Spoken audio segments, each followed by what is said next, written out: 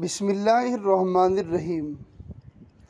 دیر سے دیر تک سونے والے افراد توجہ دیں۔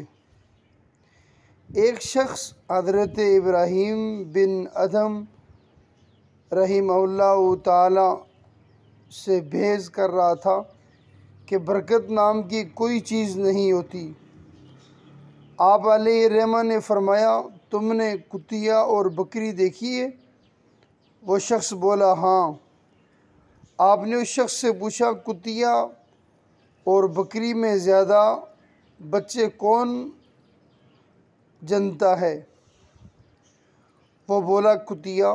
آپ نے فرمایا، تمہیں بکریاں زیادہ نظر آتی ہیں یا کتے؟ وہ بولا، زیادہ بکریاں نظر آتی ہیں۔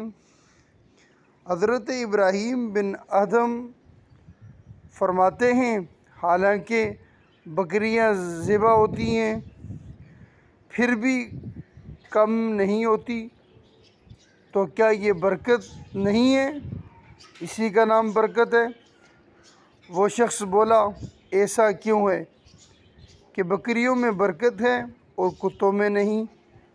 آپ فرماتے ہیں، بکریاں رات ہوتے ہی سو جاتی ہیں اور فجر سے پہلے اٹھ جاتی ہیں، یہی نزول رحمت کا وقت ہے، لہٰذا ان میں برکت حاصل ہوتی ہے، اور جبکہ کتے رات بھر بھونکتے ہیں اور فجر کے قریب سو جاتے ہیں، لہٰذا وہ رحمت و برکت سے محروم ہوتے ہیں۔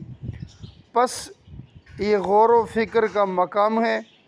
آج ہمارا بھی یہی حال ہے کہ ہم اپنی راتوں کو فضولیات میں گزارتے ہیں اور رحمت و برکت کے وقت نزول رحمت سو جاتے ہیں۔